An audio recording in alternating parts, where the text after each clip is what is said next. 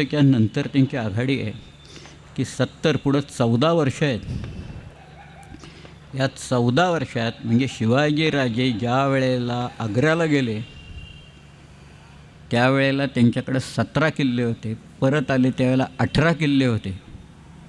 आणि 70 साली तानाजीला पाठवून कोंढाणा ताब्यात आणल्याच्या नंतर शिवाजी महाराजांनी जी आघाडी मुघलांच्या विरुद्ध उघडली त्याच्यात पुढच्या 8 वर्षात शिवाजी महाराजांच्याकडे जिंजीपर्यंत सगळे धरून 260 किल्ले होते.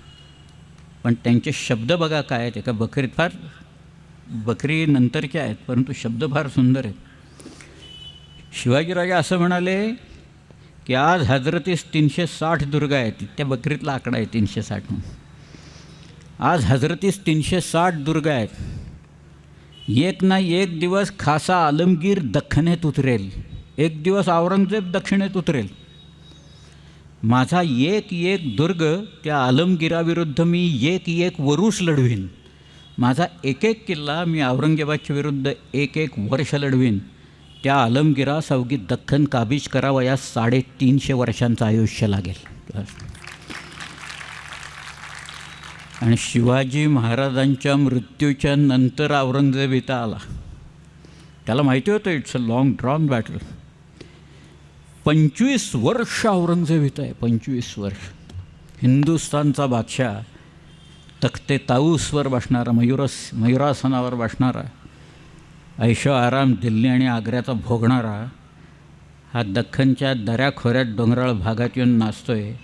त्याची दैना उडती आहे सगळ्या ह्याच्यातनं, प्रचंड दैना. कारण हा मुलूखच आपला असा आहे. औरंगजेबाने 89मध्ये त्याच्या एका माणसाने, एक हातम खान म्हणून होता, त्यांनी तोरणा किल्ला घेतला. तोरणा फार भयानक किल्ला आहे आमच्याकडं. म्हणजे इंग्रजांनी असं लिहिलं आहे की सिंहगड जर का सिंहाची गुहा असेल तर तोरणा हे गरुडाचं घरटं आहे असं त्यांनी लिहिले. असा तो तोरणा विलक्षण किल्ला आहे, प्रचंडगड.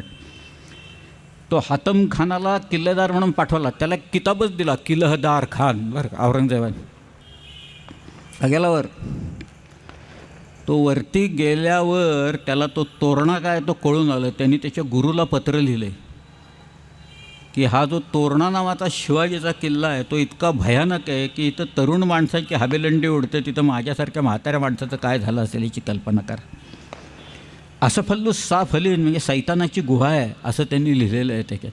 इथं फक्त भूतखेतच राहतात, बाकी कोणी राहूच शकत नाही या मुलखात असं वर लिहिलं. त्याच्यावर खाली परत तो किल्ला उतरायची वेळच आली नाही कारण वरती लढाई झाली आणि त्याच्यातच तो मारला गेला त्या हातम खान त्या सगळ्या. परंतु या लोकांची धारणा इथल्या किल्ल्याबद्दल अशी होती, काय होईल काय सांगत नाही. एकदा औरंगजेबाने सातारचा किल्ला घेतल्याच्यानंतर तो त्या माण म्हणून एक तिथं नदी आहे बघा, माणदेशातल्या इथं त्याच्यात खवासपूर म्हणून गाव आहे. त्या खवासपूरच्या जवळ मुक्काम होता औरंगजेब. नदीला फारसं पाणी नव्हतं त्यामुळे त्याचा मुक्काम, त्याचे सगळे तंबू वगैरे तिथंच मारलेले होते औरंगजेबाचे सगळे तिथं. रात्री कुठेतरी डोंगरात पाऊस पडला बरं का भयंकर, आणि सकाळी एक प्रचंड लोंढा आला आणि त्याच्यात औरंगजेबाची छावणी वाहून गेली तिथे. मग औरंगजेब पडला, तो लंगडायला लागला त्याच्यानं. त्याच्याच चरित्रकारांनी लिहून ठेवले आता तो तैमूरलंगचा वंशज शोभतोय म्हणून, कारण लंगडायला लागला त्याच्यातनं. म्हणजे इथं कुठं मुक्काम करायचा काय, रात्री कुठं पाऊस पडतो इथं छावणी जायची. तो विशाळ घडून येतो. तर शेवटी आपल्या लोकांनी प्रत्येक किल्ला म्हणजे भांडवलच करून टाकलं. म्हणजे किल्ला लढवायचा, किल्ल्यावरचा अन्नाचा साठा संपला, दारूगोळा सगळा संपला की लोकांशी बोलणी लावायची. किती पैसे देता, कुठं महाबत खान आणायचा, कुठं रुहुल्ला खान असायचा, तिकडे तरबियत खान असायचा. तुम्ही किती पैसे देता सांगा, किल्ला तुमच्या ताब्यात देतो. कोण म्हणायचं 25,000, कोण म्हणायचं 30,000. मग मराठे पैसे घ्यायचे आणि किल्ला देऊन टाकायचे त्या ताब्यात, तुम्ही जाऊन झेंडा लावा. मग तो माणूस एक सोन्याची किल्ली पाठवायचा, ज्याला किली द फतह असं म्हणायचं, विजयाची किल्ली. ती औरंगजेबाकडे पाठवायची की औरंगजेब विचारायचा किसने फतह पाई एक किल्ले पर, कुठेतरी सांगायचं यांनी विजय मिळवला आहे. मग औरंगजेब त्याची मनसब वाढवून टाकायचा, त्यामुळे हा खुश व्हायचा. मग औरंगजेब त्या किल्ल्याचं नाव नवीन ठेवून टाकायचा, बारसं करून टाकायचा. मग नवीन किल्लेदार नेमायचा कोणीतरी. मग तो किल्लेदार यायचा, सगळा बघायचा किल्ला, मग डागडुजी करायचा, अन्नधान्य आणून कोठ्यात भरायचा, तोफा वगैरे नवीन आणून ठेवायचा, दारूगोळा असा आणून सगळीकडं ठेवला. नवरदेवासारखा असा किल्ला एकदा सगळा सजला की कुठल्या तरी काळ्या रात्री काळ्या कातळावरनं मराठी वरती जायचे किल्ला जिंकून घ्यायचे सगळ्याचे. असा औरंगजेबाला आपल्या लोकांनी 25 वर्षे छळला. औरंगजेबाच्या लोकांना मारायचं नाही, त्याचे लोक पकडायचे, त्यांचा कुटुंब कबिला पकडायचा आणि सांगायचे किती पैसे देता म्हणजे सोडू, 1 लाख रुपये द्या म्हणजे सोडतो कुटुंब कबिल. देण्यावाचून गत्यंतरच नसायचं, लोक आणून द्यायचे पैसे. त्यामुळं त्यांचे लोक हेच आपलं भांडवल झालं, आपले किल्ले हे आपलं भांडवल झालं. आणि भांडवल किती, सुरुवातीला 20-25 हजार रुपये घेऊन किल्ले द्यायचे आपले लोक. तर ज्या वेळेला विशाळगड गेला, विशाळगडला मोर्चे लावले, स्वतः औरंगजेब गेला तिथं विशाळगडला. पावसाळा सुरू व्हायची वेळ आली होती, तिथला पाऊस भयंकर आहे. त्या विशाळगडच्या भोवताली सगळं अरण्य होतं त्यावेळेला, पाऊस तिथं अजूनही गवे आहेत. औरंगजेबाचा नातू, त्याचं नाव होतं बेदार बख्त. बेदार बख्त निगोसिएशन्स करत होता मराठी आणखी मुघलात पैशावरनं.